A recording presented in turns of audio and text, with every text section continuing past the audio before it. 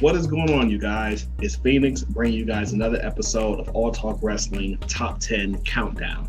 I wanted to do a special countdown today, so I'm going to be going over the top 10 WWE champions of all time.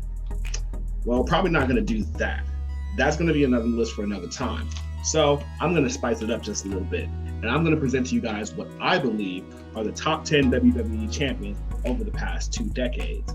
And just to kind of make this list a little bit more fun, we're going to call it the two or few WWE champions over the past 2 decades. Basically, what this list entails is superstars who have won the WWE Championship at least a maximum of 2 times from 2000 up until 2021 are going to be the ones that's featured on this list.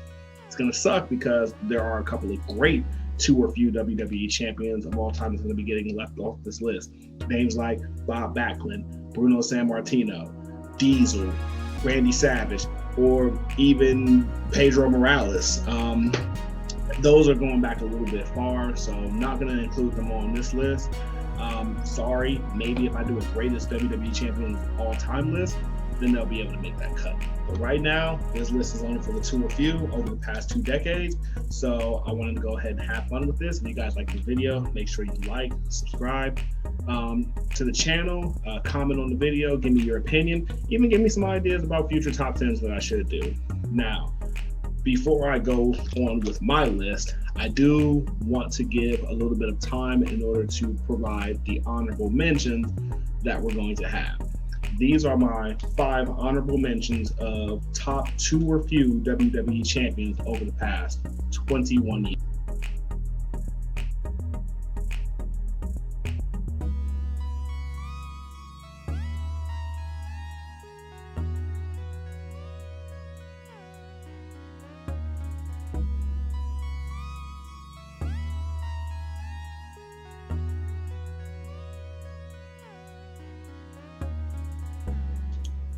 All right, and with that being said, let's dive right into this list. At number 10, we have The Miz. The Miz is a one-time WWE champion. His reign was for 160 days. And of everybody that's on this list, The Miz has the 7th longest championship reign within the last 20 years of the 2 or few champions that I'm featuring today. So why do I have him at number 10? Well, to me, outside of the parts where he kind of equated into the Rock and John Cena storyline, really was kind of a little bit of a lackluster WWE championship run. I mean, of course, we all remember the cash-in. He had a couple matches with Randy Orton at the pay-per-views preceding that, and he had a WWE championship match against Jerry King Lawler at a Royal Rumble. So, I mean, it really wasn't a super impressive run as a WWE champion, but it was really well due and well deserved for him.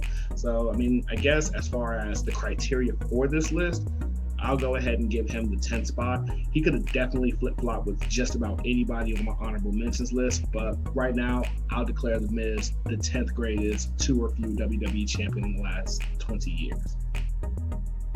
And at number 9, we have Dean Ambrose. Dean Ambrose is a one-time WWE champion.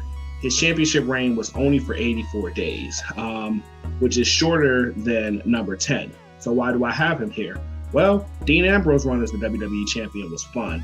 He was kind of a part of that storyline where all 3 Shield members win the WWE championship or had the WWE championship at some point during the Money in the Bank pay-per-view in 2016 when he won. I feel like he's good for this list because he had a banging triple threat match against the other Shield members at the Battleground preceding Money in the Bank. And him and AJ Styles' feud for the WWE Championship was actually pretty fun as well. The in-between stuff they did with Dolph Ziggler was good. I've never really been a fan of the Lunatic Fringe character that he had, but it was really nice to see Dean Ambrose, aka Jon Moxley, get a shot with the big and most important championship in the WWE. So to me, that's good enough to put him at number 9 on my top 10 two or few WWE champions. And coming in at number 8, we have Chris Jericho.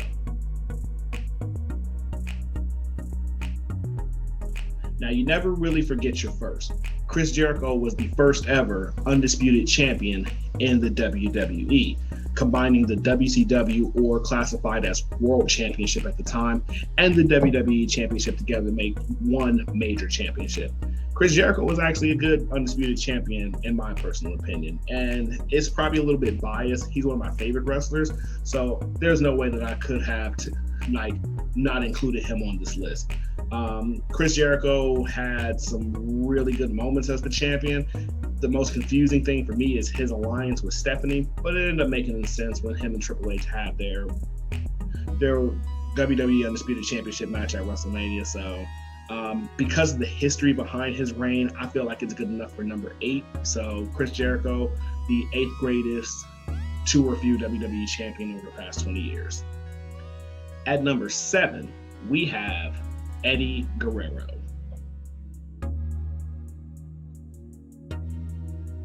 Now, Eddie Guerrero is a one-time WWE champion, and he was the champion for about 133 days. His championship win against Brock Lesnar before WrestleMania was absolutely epic, and it's one of the greatest moments that we've ever seen for a superstar that had come up from the ranks that Eddie Guerrero did. He had a banging-ass match with Kurt Angle at WrestleMania that, to me, still ranks as one of the top WWE WrestleMania matches to this day. To this day! To this day!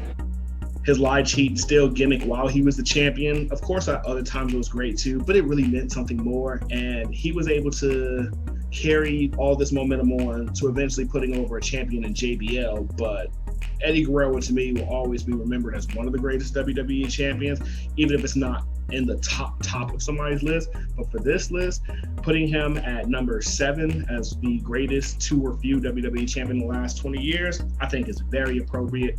Viva La Raza, we miss you, Eddie. At number 6, we have Kofi Kingston. Now, Kofi Mania took over in a wild way back in 2019. Kofi became the WWE champion at WrestleMania, and he didn't let up. Most people thought that he wouldn't have been a great WWE champion, but he had great matches. He had great feuds. He had great moments, even with Randy Orton, with Kevin Owens, with Samoa Joe. Whoever it is that Kofi Kingston had to face off for the WWE championship, he was impactful in what he did. He was a one-time champion and held the championship for 180 days. The thing that I hated the most about his reign is how it came to an end. He got squashed by Brock Lesnar in 6 seconds and never really pursued the championship afterwards. Like, that's not something that should be befitting of the first technical Black champion in WWE history. I mean, that's another conversation for another day. That's not what we're talking about. We are talking about number 6 greatest two or few champion in the last 20 years, Kofi Kingston. And at number 5, we have Drew McIntyre.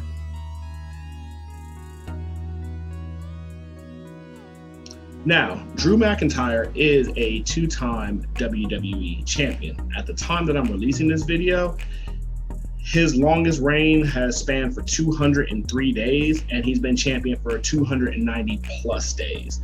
That number could definitely get higher depending on when he loses the championship, or if he loses the championship anytime soon.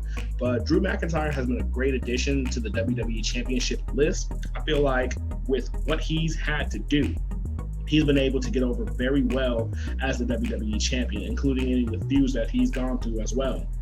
I especially enjoyed his matches against AJ Styles and against Randy Orton, even though that feud kind of flip-flopped a little bit. But, you know, he's done everything that he's been asked to do. I really wish he could have been the WWE champion in front of a live crowd. It would have made it seem a lot more, especially with the meteoric rise that Drew McIntyre had. But for this particular instance, he's good enough to be at number 5. And depending on how he does, this video could potentially be updated. He can climb a little bit higher than that. But I think 5 is appropriate right now. At number 4, we have John Bradshaw Layfield, JBL.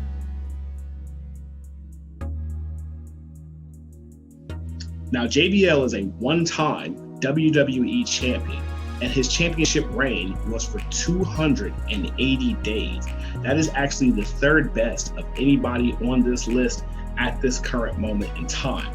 JBL, to me, still holds the mantle as the greatest heel champion in SmackDown history from wire to wire. The time that he won the championship to the time that he got rid of it. Everything that he touched, everything that he did was gold, was magical. How could anybody like/hate this guy in the position that he was in? He was a better version of what people complained that Jinder Mahal was. He was a cowardly but yet forceful enough champion. He had his cabinet or his cronies that were there with him. He had amazing feuds with superstars that put him over. Eddie Guerrero, Kurt Angle, The Big Show, The Undertaker. Him and The Undertaker stole the summer for SmackDown for me. It was the main reason that I tuned in. JBL is always going to be a Mount Rushmore heel WWE champion, in my opinion. I think over the last 20 years, for two and few WWE championship winners, he's good for fourth. At number 3, we have the architect, Seth Rollins.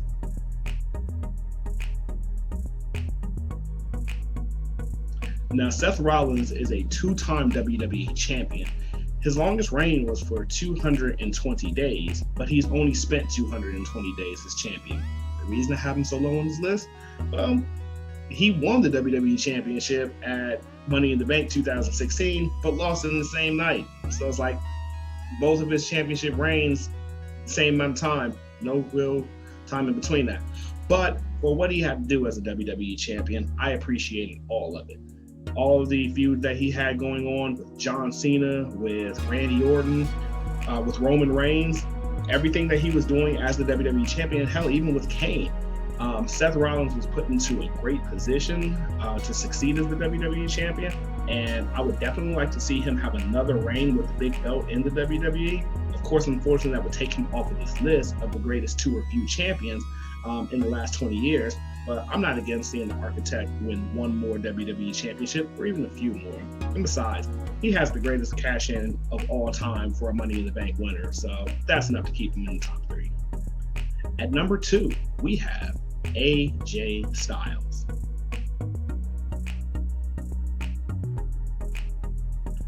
Now, AJ Styles is a 2-time WWE champion. He's held the championship for 511 days, and his longest reign was 371 days.